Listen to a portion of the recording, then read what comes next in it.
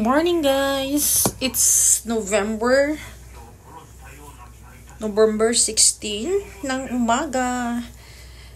Kakatapos lang namin mag-breakfast and insulin. Ngayon, nakaupo na. Anyway, hindi pa ako nakapagsuklay. It's been a long while na wala tayong content. Tapos na pag-isipan ko na magawa today. Yung usual day. Kasi since November 1, I don't have a job. So, jobless ang lola nyo ngayon. But I'm searching a job. Meron akong naka-schedule ng December 20 until the end of the month, but still I need more regular job. Anyway, why I'm vlogging, because I really miss the vlog and I wanna share yung mga update lang. Actually, since last year na hospitalize ako, it's been a long while though. And maraming nagbago, hindi sa akin, pero okay, sasabihin ko yung last year, di ba na-diagnose ako ng mga 2 years ago, na-diagnose ako ng myoma, ano ba tawag na sa atin? Myoma. Yeah, and then operahan ako last year, and then magaling na ako ngayon at nakapagtrabaho na rin ako, di ba?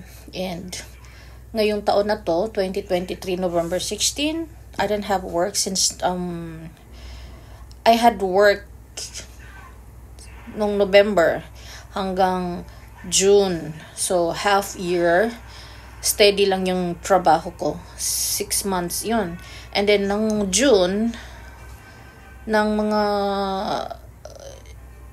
middle of June, nakatanggap ako ng message from the agency na something hindi na daw i-renew yung aking, hindi, mga end of the month siguro yun ng June this year, na hindi ako makatanggap ng another contract from the company na kung saan ako pumapasok. So that was so sad. Why? Because nangyari kasi yung mga bagay-bagay na na-admit ang asawa ko sa ospital, and na ICU siya ng like almost 3 weeks, and na hospital siya ng mga almost 2 months, and there's a lot of changes kasi nga nung ma-hospital siya nung kanyang hindi siya ang tawag dito sa sa Japan is Shinfugen ang tawag dito sa Japan. Yun ang yun ang sabi ng doktor na parang nawalan siya ng malay because of yung kanyang lungs is may tubig yung lungs niya, nagkaroon ng tubig, and then ang problema is hindi na siya makahinga, yung nahirapan siyang huminga kasi meron din siyang asthmatic din yung asawa ko. So it happens na nasa ICU siya, and then lagi ako sa ICU dahil lagi akong tinatawag ng doktor, at hindi rin ako mapapalagay na mag-work kasi sinabihan din ako ng mga nurses na I think mamamatay na siya, hindi na siya mabubuhay or something, or mag-ano ka na, ihanda mo yung sarili mo kasi it happens like that. And then sabi ko, umuwi ako sa bahay na parang lugmok, alam mo yun, yung unexpectedly talaga na sasabihin nila sa akin yun. So I was so sad. Siguro kahit sino naman, lalo na pag-asawa mo or anak mo, di ba? Pagsasabihan ka ng mga doctor, nurses na ganun, na hindi maganda yung result niya, is magiging sad ka, and then the next day sasabihin sa'yo na pubutasan daw yung liig niya, ganyan. Maraming sinabi ng nurse, at saka pinatawag ako ng doktor na babutasan yung dito niya. Sabi ko, no, no, no. Sabi ko, hindi ako pumayag because, di ba, kahit na after 4 years of pandemic, medyo okay na tayo ngayon, but it's not really okay kasi sometimes napapabalita sa bandang Tokyo or Osaka na still have those COVID or differences of kind of COVID, di ba? Meron pa talaga kahit pa paano. So, hindi siya nawawala, totally nawawala talaga. So, meron. So, sabi ko, hindi pwede kasi nga baka malagyan siya ng bacteria or something na yun ang ikamamatay niya. Maaaring ikamamatay niya sa ganong process nga ng kanyang, what do you call that? Yung gagawin ng doktor para sa kanya. So, hindi talaga ako guys pumayag na gawin yun ng doktor. So, sabi ng doktor, shoganay na, gumanon siya. Sabi ko, Doc, can you do everything you can, what you can? Sabi ko, nakiusap ako sa doktor na, wag naman, sana, ganon. And, so yeah, continuously guys. So, nakiusap ako sa doktor na, wag naman sana na ganon ang klase ng process na gagawin niya. So, pumayag naman yung doktor na, okay, I will do everything what I can do. Sabi ko nun. Sabi ko, okay do, please lang. Sabi ko, hindi ako papayag. Kasi, mahirap naman talaga yun eh. Kasi yung sister ko, nag-work siya sa Hong Kong. Yung mga patient niya is may butas dito. And hindi na talaga totally kakain yun. Dito namang gagaling yung mga kinakain nila. Yung paka totally bedridden na siya.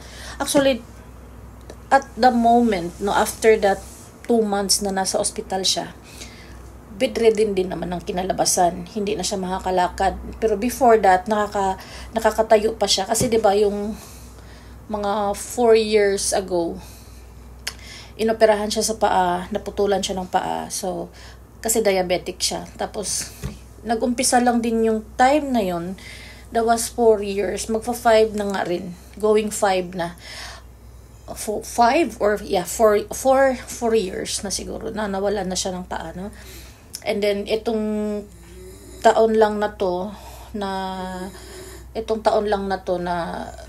May naghihilik yung asawa ko guys. May ata yun nung nasa ospital nga kami. Parang continuously lang yung sakit niya, you know. Tapos meron siyang asthma. Parang inatake lang siya sa kanyang sa asthma niya. Simpleng ganun lang. Tapos, parang nagkaroon yata ng tubig yung lungs niya. Kaya di siya makahinga. So, na-confine siya sa doktor. And, totally hindi na siya makatayo ngayon. And, so sad lang. Basta bagay, ang sabi naman ng doktor, muriwanay, sabi ganun. Parang, at his age, parang, hindi ka magtataka kung kung maari siyang mamamatay or something like that. So at his age hindi na daw hindi mo pwedeng ikakaila na maaring ganun ang mangyayari sa kanya, ganyan. So ako naman hindi ko talaga sa inaccept. Umuwi ako ng bahay, I pray to God, and nasasaktan ako na oh my God, hindi ko kung parang hindi ko matanggap na in short, long to be short story is parang hindi ko matanggap na syempre 'di ba nag-iisa na lang ako sa buhay ko. Parang ganoon. Sabi ko Lord you're the God, you're the creator, and you had all the positive you can you create the world, you create everything. So, sabi ko, you are miracle. Lahat, alam mo yun, binanggit ko na yung hindi mo naman binabanggit usually. Sabi ko, you are creator. Sabi ko, ikaw ang gumawa sa lahat. Sabi ko, walang imposible. Naiiyak nga ako hanggang ngayon pa rin, guys. Kasi, sabi ko sa Ginoo, Bisaya kasi ako, sorry. Sabi ko, I told God na, there's miracle. Naniniwala talaga ako doon. Sabi ko, may miracle talaga. And I believe that. Ang sabi ng doktor na, ganun nga. Sabi ko, Lord, I know na gagawa ka ng miracle. Sabi ko ganun. Sabi ko, gumawa ka. Sabi ko, it's not the time yet. Sabi ko ganun. Kasi sabi ko, baka hindi ko matanggap at baka masiraan ako ng bait, guys. Siyempre, ayoko mag-isa. You know, I'm so early. Bata pa rin ako, no. Pero ngayon kasi, hindi mo masasabi din na kahit nakalabas na siya sa ospital, hindi mo masasabing he's in good health. Masama pa rin. Like, continuously after nang nakalabas na siya sa ospital, mga June 12, so mga wala pang mga kuan, guys, mga 1.5 lang siguro siya sa ospital. Pero ang sabi ng doktor sa kanya, hindi pa siya dapat pauwiin, pero siya talaga yung umuwi. Ayaw na niya sa ospital, basta siyang umayaw. So pinilit niyang yung mga doktor at saka nurses na umuwi talaga. Siguro nami-miss niya ako or something ba, na siguro may nararamdaman siya na hindi maganda sa katawan niya, na pag tumagal pa ako rin, baka mamatay talaga ako. Parang ganun. At saka yung mga katabing kama niya, sinasabi niya sa akin, para daw mamamatay na or something. Parang naghihingalo ng ganun. Sabi ko, siya kasi parang lumalaban pa rin talaga yung kanyang spirit na I can live more longer, ganon, parang ganon yung kanyang vibes. So sabi niya, i-pull out mo ako dito sa doktor, sabi niya ganon sa akin. Sabi ko, hindi ko masasabi dahil ang doktor ang magde-decide kung kailan tayo uuwi or kailan ka uuwi. Pero nung kinausap ko yung nurse at saka doktor, kinausap din niya na I want to go home, sabi niya, hindi na nagpumilit ang mga doktor at nurses. Pinauwi na siya. Tapos nung makita nga niya ako ng morning na nasa ospital na ako, na magbabayad na ako, sabi ng mga nurses, alam mo ba, hindi naman yan ganyan ka kaliksi nung bago ka dumating. Nung dumating ka, naging liksi siya, ganon. Parang biglang naging sumigla, sabi ganon. Kaya sabi ng mga doctor, ng mga nurses, oh my God, sabi ganon. Parang nagulat sila, sabi ko. Parang ko rin sa sarili ko na, hindi lang gamot ang kailangan din ng tao. Parang yung caring, pagmamahal is still needed pa rin talaga ng tao. Kahit na sabihin natin umiinom tayo ng gamot, di ba? Pero yung pagmamahal na connection natin sa bawat tao, sa pamilya natin or to our loved ones is very, very big difference din kaysa yung hindi ka nagki-care sa tao. So, if you care a lot and you show a lot of love, talagang it's really different story. Kasi nga sabi ng mga nurses, hindi yan ganyang kasigla. Nung dumating ka, nakita ka niya, talagang as in, parang wala siyang sakit. Ganun. Ganun ng mga nurses. Tapos titig dun sa asawa ko kasi nga uuwi na kami, sabing ganun ng mga nurses. Okay lang ba iuwi yan? Parang ganyan. Pero, di ba, hindi mo na mapipigilan kasi yun talaga yung nararamdaman niya na she want to go home talaga. Sabi ko, ngayon, uuwi na kami. And then yun, continuously, yung aming treatment. Tapos, after ng mga ilang buwan, bumalik kami ng ospital. After 2 months siguro. September, July, August. Pagka September, guys, itong ilang buwan lang, bumalik siya sa ospital. Ulit ng another, 2 weeks for health check-up niya. Yung kalagayan niya, yun yung continuously na dapat may treatment pa talaga na dapat gagawin ng mga doktor sa loob ng ospital na hindi na nagawa. At saka yung gamot niya, ba talagang dapat na needed na gamot para sa katawan niya, ganun. So, na-admit siya ng 2 weeks for medical, check-up, para medical check-up for 2 weeks. So, 24 hours na malapit siya sa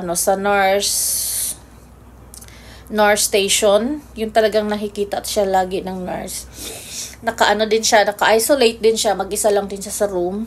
Tapos puro glasses yung kanyang room. Ganyan, yung nakikita siya ng nurses. So 24 hours in 2 weeks. 24 hours in 2 weeks yun, guys. So ang confine ng doktor, kasi may sakit siya sa puso, na hindi na siya pwedeng operahan. Kasi if ever na operahan siya, baka matuluyan na talaga. So, hindi siya inano ng, hindi siya, hindi, what do you call that? Hindi na siya, parang, sinabi ng doktor na, hindi na, hindi na advice sa doktor. Hindi na niya in-advise sa akin na operahan yung patient kasi of his age. Baka daw matuluyan na talaga kasi nga, komplikado na nga yung katawan at hindi na daw dapat talaga pag-operahan kasi pag inoperahan mo, hindi rin masasabi na makakasurvive siya sa operation. So, dinicide na lang ng doktor na if you want some second opinion, you can go to the other hospital to ask or kung may cure or something. Pero kasi meron siyang sakit sa puso. Meron siyang bypass operation last mga 9 years or 10 years na ngayon. So, yun ang nagpahaba ng buhay niya, no? Kasi that was mga 72 siguro siya at that time nang nag-bypass siya. Dati. Magta 10 years na siguro ngayon, guys. That's what I remembered. Pero na-hospitalize siya ng after 4 years ng kanyang bypass operation, yun yung pinutulan yung paa niya. And then after that, yun yung last, after 4 years niyang na full out sa doktor, yan yung last May this year. So, sa awa ng Diyos, nakalabas naman. Nandito naman siya. Pero, syempre, bedridden. Dati, bago siya pumunta ng hospital is, meron siyang portable toilet dito sa bed niya. Pag umiihi siya lang sa sarili niya, siya lang ang umiihi mag-isa. Pero ngayon kasi is, we're using Pampers for adults na nakakaloka din kasi super mahal ng mga bilihin, lalo na sa mga adult sections ng mga Pampers. Ang mahal ng mga maraming, what do you call that? Maraming klase ng Pampers na ginagamit, hindi lang isang peraso, marami. I wanna show you guys. So this would be yung parang yung parang ganon, yung tape na ginaganon siya. Then after nito, ilalagay mo tong pads para pagka in case na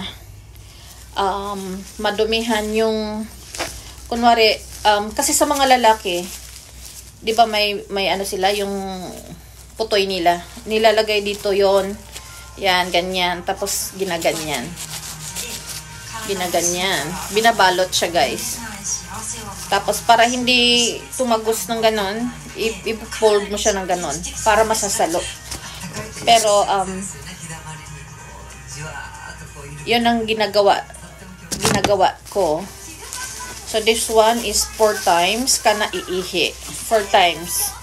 So, kailangan sa isang araw, morning at saka mga lunch, kailangan palitan mo siya kasi sigurado yun mga 2 or 3 times nag-iihi na siya. So, pagdating ko sa gabi, umiihi din siya. Syempre, papalitan mo ulit yung kanyang, this one, yung tinali lang doon sa putoy niya. So, pagka nag-poop siya, ang madudumihan lang pag nag-poop is itong dalawa lang. Kasi ito din naman, pareha din naman to. 4 times siyang iihi. And this one is 4 times. Ang diferensya lang is, this one is longer than this one. So, parang compact, maliit lang siya tignan. All of this is malalaking pack. Kung nakapunta ka sa section ng mga adults, Pampers, you have to look for the prices. Super mahal, guys. So, ganun talaga.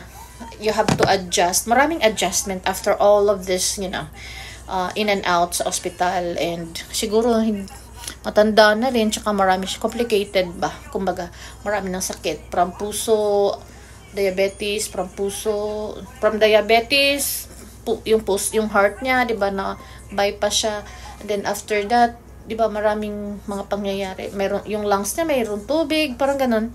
So, it happens talaga na a lot of changes So, okay lang yun kasi at least nabuhay siya. Hindi siya namatay, di ba, nung yung kanyang last na na-admit siya. So, I'm blessed na dininig ng Diyos yung aking mga dasal na, please Lord, wag naman, ganyan. So, parang drama actress talaga ako that time. Pero yung kanyang diet is, yung water niya is limited. Kailangan lang, we have a liters, 1 liters ng water. Kailangan ito, isang ganito sa isang araw. Yan lang yung consume niya na tubig. And then, yung dietary is yung food. Kailangan less oil, of course. Lots of veggies and fish. Pero hindi mahilig sa fish ang asawa ko, guys. So, ang ginagawa ko, veggies na lang. Or tofu, parang mga ganyan. Or konyak. Yeah, a lot of veggies. Veggies. Fish, hindi niya gustong fish. Ewan ko, tumatanda siya lalong pabebe. Dati naman kumakain ng isda yan eh. Pero depende sa isda, guys. Depende sa, siguro gusto niya yung may mga gusto, may ayaw. Pero sometimes kahit na yung gusto niyang isda, ayaw niyang kainin pa rin. Nagrereklamo. So, a lot of changes, no, in life. But yes, still I'm happy. Happy lang. So, yes, it's really long story. It's a long journey of hospital talking. Kung hindi man ako ma-hospital, yung asawa ko ang ma-hospital. Pero wala namang major na yung sinasabi talaga na yung mga cancer or something na yung nakakatakot na sakit. Pero naman ang puso kasi ng tao, mahirap din pag naoperahan ka, lalo na pag sa utak. Kasi comatose, lalo na yung sa utak, mga comatose ang yung kalalabasan. Buti nga si asawa, hindi siya coma. At hindi ko pinangarap. Kasi yun talagang masakit, masaklap. Yung asawa ko, nakakausap mo pa yan ng matino. Minsan, naninigaw pa nga siya. Kapag pag meron siyang gusto tapos hindi ko siya binibigyan. Minsan, nagagalit. Lumalaban pag nagagalit minsan. Ganon siya kakuan. Pero, okay naman. Okay lang. At least nagrereklamo pa, no? Kasi pag yung tao na comatose na, hindi na nagsasalita, mahirap din yun. Mahirap i-deal, ibang usapan yun. So, talagang, I'm so blessed lang talaga na he cannot walk. Nasa bed lang siya, pero pwede siyang maggalaw ng katawan niya. Pwede mo siyang sabihan na, sige, humarap ka doon sa sa wall kasi magpapalit kami ng pampers. So, gumagalaw siya. Yung ganyan. Ginaganon niya yung kanyang, meron siyang handle ng bed. Kasi yung bed na, dito sa Japan kasi, guys, tsaka ko na lang din ipapakita yan next time kapag ready na ako. Ngayon, wag na muna. Yan, katulad niyan, nag-face siya sa wall. Kaya niyang gumalaw. I mean, mabait pa rin ng Panginoon kahit na sabihin natin na bedridden siya, nakakapagsalita. Kasi dati yan, nung nasa ospital pa yan, ang kinakain niyan dati, kasi hindi na siya makalunok dati dahil hindi nga siya makahinga, di ba? Nasa ICU siya. Direct na yung, alam mo yung pag inoperahan ka, guys, na dito mong gagaling sa bibig yung tube, para lang direct doon sa heart mo. Kasi hindi siya nakakahinga sa sarili niya. So, nilagyan siya ng tubo hanggang dito yun. Dito. So, para makahinga siya, ang ginawa ng doktor, meron siya noon siguro mga 2 weeks nakalagay dito sa niya, dito sa ganito niya. Kaya nakakaawa din. Kaya yun, nung nasa ospital nga yan, sa ICU, sabi ko nga, asawa, naririnig mo ba ako? Naririnig niya ako pero hindi siya makapagsalita. Kasi yung tubo nga nandoon sa loob ng dito niya, lalamunan niya. Kaya, alam mo na, mahirap din. Sa age niya na 82, mahirap din na marami na siyang pinagdaanan pero nakaka-survive siya still.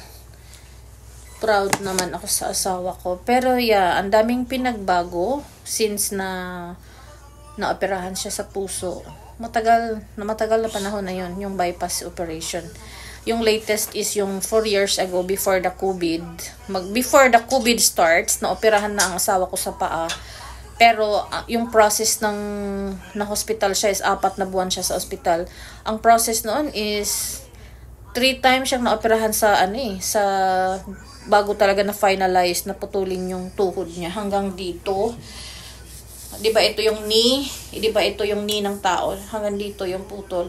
Kasi yung una talaga is yung ito yung paa ng tao, no? Ito yung paa natin. Ang gusto ng doktor na makatayo siya gamit ang ito, yung ano bang tawag niyan, yung dito natin. Yeah, madumi yung medyas ko, sorry. Ito ang tinira ng doktor. Ang tinanggal lang ng doktor is ganyan lang. Pinutol yan. Pero before that, merong ginawa yung doktor na dito lang din dito yung mga ugat dito, nilagyan niya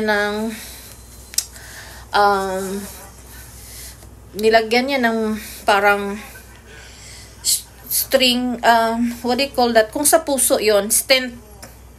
Stent. Yan ang nilagay sa legs niya, pataas hanggang doon, para lang na mag-workout yung dugo ba dumaloy sa paa niya. Pero hindi siya nag-workout, guys. And then ang ginawa ng doktor, pinutol nga ito kasi nangitim na ito dito para na siyang hindi na yung dugo hindi na dumaloy dito, so nangitim ito lahat. So tinanggal ito ng doktor. Pero after ng mga 1 month, nangitim ito. So nag-decide na yung doktor na dinala siya, kasi dinala din siya sa heart center kasi dialysis siya ng mga 48 hours after niya siya maputulan nito. So dinala din siya doon sa heart center kasi nga meron din yung heart niya, hindi din maganda yung condition at that time. Tapos ang ginawa is yung pagkaputol niya dito, nasa heart center siya. So doon siya nag-spend continuously yung inom ng gamot na kung ano yung binigay sa kanya ng kanyang gika, yung sa paa niya. So ngayon na nangitim ito, totally pinutol na talaga yung dito niya, yung sa knee, yung below the knee. Kasi ang doctor is, ang akala talaga nila is, 'di ba? They do yung mga possibility na pwede na siyang makalakad or something ganyan. So hindi nag-workout yun, guys. So naputulan talaga siya ng half of his legs. And then pwede pa siya nung umuwi siya ng mga ilang months, ilang years na, pwede pa siyang tumayo noon na mag-CR. So yun, may portable toilet siya sa bahay namin. Pero nung May this year, nung na-hospital siya nga, nasa ICU siya, sabi ng doktor, matanda na. Hindi na siya nakalakad, guys. Hindi na siya nakatayo. Hindi na niya kaya. At saka yung legs niya is lumiit. Parang nawalan ng laman. Alam mo yun? Parang nawala yung niya, yung para siyang na-malnourish yung legs niya. Hindi ko alam kung bakit.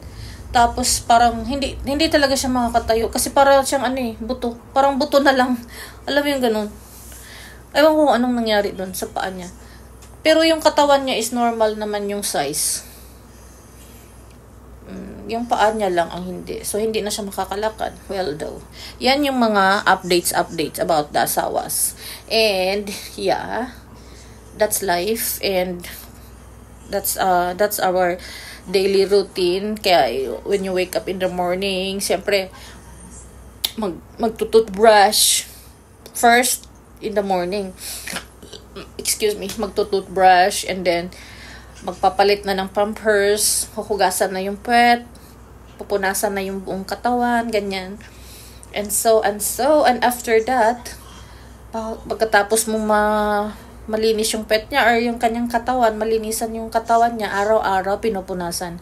So yes, pag after that, ito pala guys, isi-share ko sa inyo. Kapag ang tao is nakahiga na lang, bedridden na lang, mapanghi ang ihi natin, di ba? So, I'm using the Lush na sabon ng Lush. Sa Lush, yung kanyang amoy is yung kuan. Honey, I wash the kids. Honey, I wash the kids. Honey, I wash the kids. Ang ano yan, yung honey na, honey, pulupot ng bee, yun ang ano niya, yung flavor niya. Hindi naman nakakain, pero yun ang ano niya, yung amoy niya ba. Mabango. So, yan ang ginagamit ko sa asawa ko. Kasi, syempre, mas gusto natin na hindi mapanghi, di ba? Kasi organic yung sabon na yun. So, yun ang ginagamit ko para sa kanya. Mahal na siya ngayon, nagtaas na rin. And then, syempre, smell good. Hindi maamoy. At saka, after ng mahugasan ang puwet, alam mo na, in all, lalagyan mo rin siya ng cream para hindi siya masusugatan yung kanyang likod. Ganyan. So, a lot of things to do when you wake up in the morning. And then, yung be-breakfast pa niya. So, pag may work ako is, I have to make the lunch at saka dinner na rin, guys. So, dinadamihan ko magluto sa umaga. Kasi yun lang yung oras na I have na to cook. Kasi sa gabi, late na rin ang uwi, di ba? Pagod na rin, wala nang oras magluto. So, ang ginagawa ko is umaga ang luto. Kasi yung lunch niya. And then in the afternoon, depende sa araw, yung helper is pumupunta dito sa bahay to change the pampers, and dyan papakainin siya, huhugasan yung plato. And then every Friday, once a week, yung nurse ay pupunta dito. So yung vital statistics niya is titingnan nila, tapos kung ano yung yung tinitignan din nila yung dito, yung basta lahat, yung vital statistics niya, chine-check nila. And they have also this mga kung ano yung kanilang ginawa. Meron silang yung mga memo dyan, ganyan. So they have all the memo, and here, yan, marami. So every time na they come here, meron mga meron mga sulat-sulat na ganyan. So that's all the story that I wanna share to you guys. And then meron din silang mga cream na nilalagay sa legs para hindi magkasugat-sugat. Yan. Maraming mga pagsubok sa buhay na, marami kang harapin, para kang nagsakay ng roller coaster, ups and downs, na talagang parang nasa roller coaster ka na, parang parang bababa lang naman siya, tapos 'di ba? Parang mabibigla ka sometimes. And ang din, exciting, not really. Exciting na hindi exciting Fair ang nandun Fair. I mean, a lot of fear. Yung matatakot ka sa anong darating sa mga panahon. Pero 'di ba, kailangan mong harapin. You have to be strong enough. Syempre, saan ako nahihirapan sa time to go to work and to make alaga to asawa. Pero I'm just the one who natutulog, humihilig. I'm just the one who do everything in the house. Kasi wala namang maglalaba, 'di ba? Wala ka namang katulong. So everything you had to do the house chores. So yeah. Sabi nga pala doon sa meron lang akong trivia, guys. Ang house chores, akala ko talaga house chores. Pero doon sa interview ni Corina Sanchez sa Net25, sa channel niya sa YouTube, sabi ni Corina, so how's the house chores? Gumanon siya, sabi ko, hindi pala chores yun, chores pala. Kasi I thought na it was house chores. Yung CHORES, chores. Ang nasa isip ko, ang pronunciation is chores. So how's the chores? Parang gano'n. How's the ganyan. So I was mistaken. So I've learned English from Corina Sanchez. Trivia ko lang yun kasi nga narinig ko nung the last vlog na I watched her videos. Yun yung mga lately na pag wala akong ginagawa kasi nasa bahay nga lang ako ever since November 1.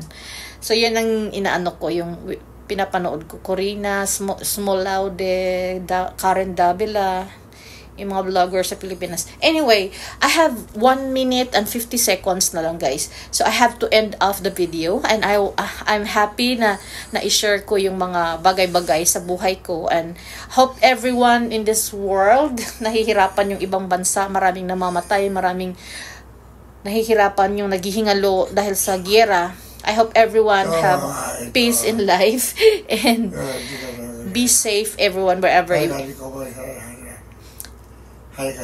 Baby, stop saying.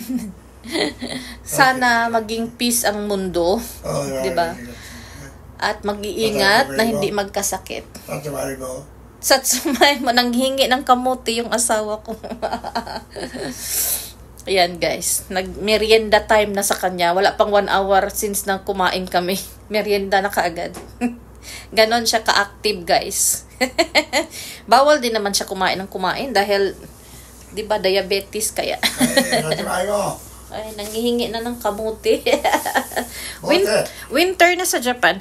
Guys, thank you for watching, and kung mapanood nyo ang video na ito, don't forget to like and subscribe my channel. Thank you so much for watching, and I end up this